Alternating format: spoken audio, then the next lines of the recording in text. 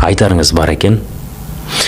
1465 жыл дегенмен келіспейсіз, мен түсінуімше солай ма? Иә. 1465 деген цифрдың санды біз Мырза Хайдар Дулатидің тарихи Рашиди кітабынан алдық.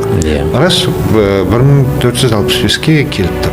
Бірақ бұл қазақ ру тайпаларының Моғолстан жеріне барған уақыты, яғни Шудың жоғарғы жағына барған уақыты. Моғолстан хандарына қалмақтан қорған керек еді дейді. Қалмақ қайта шала бергеннен кейін Ойрат пен Моғол арасында көптеген соғыстар болған. Сонда қалқан есебінде қазақтарды шақырған сол еді дейді, жер бөліп бергені Исан-Бұға ханның. Бірақ бұл қазақ хандығы дәл сол 1465-те пайда болды деген сөз емес. Мырза Хайдар дәл 1465-те пайда болды деп отырған жоқ. Ол Моғолстанға келгенін айтып отыр. Қоқанда болған ғой. Сондықтан Ұлытауда хан сайлаған. Сол сияқты 1429 жыл Бараққа жаңа Таңбалжыда ас береді. Таңбалжыда ас береді. Сол жерде қазақ мемлекетін жариялайды. Білдіңіз бе?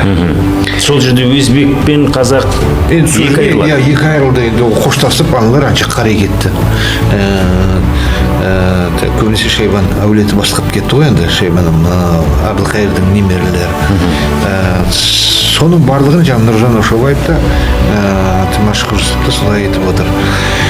Сондықтан қазақ хандығының құрылуын біз 1429 жылғы Барақ ханға берілген аспен түсіндіре аламыз. Басқаша қазақи тұрғыдан түсіндіру мүмкін емес.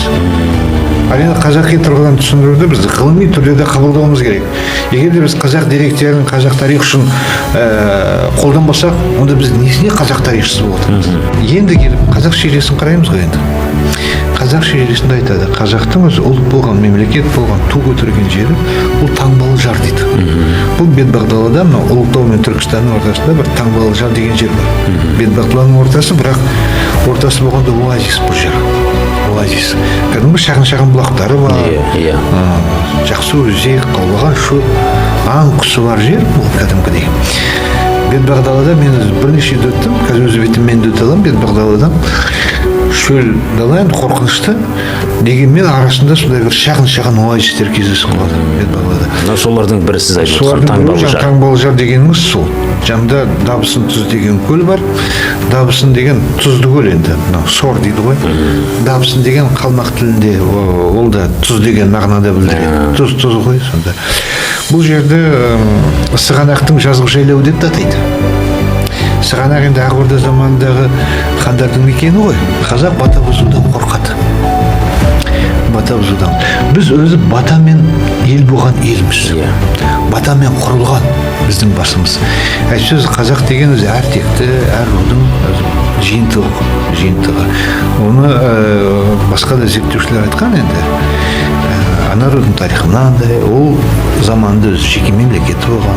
Мына рудың тарихы бұлай, бұның тіпті империясы болған бұның жаңа жерде. Мына бүкіл ұлы дала мына рудың атымен аталған кезінде деген сияқты әр рудың жеке тарихы бар. Бірақ енді қазақ болып анттасқаннан кейін, баталасқаннан кейін біз сол атпенен өмір сүріп жүрміз. Білдіңіз бе? Түсінікті. Сол 15-ші ғасырдың басында біз анттастық. Енді түсіндік, енді түсіндік. Білдіңіз бе? Осыны сіз ғана айтып жүрсіз, баталастықты. Енді Алла бұйыртса мен бастадым, әрі қарай кетеді деп ойлаймын. Сонда сіз соны жаңғыртқыңыз келе ме, жалпы осы баталастықты? Жаңғырту керек, жаңғырту.